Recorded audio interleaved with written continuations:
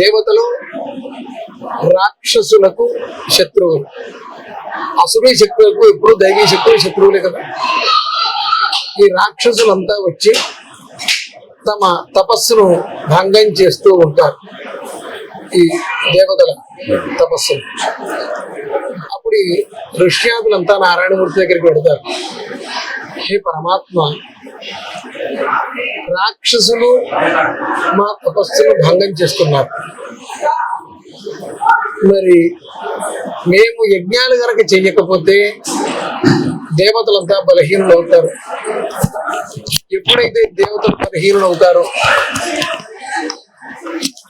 అధర్మం విలయతాండవం చేస్తుంది, సృష్టి క్రమం తప్పుతుంది. కాబట్టి మాకు ఈ రాక్షసుల బాధ లేకుండా చేయవయ్యా అనంటే నారాయణమూర్తి త్రేతాంకంలో నేను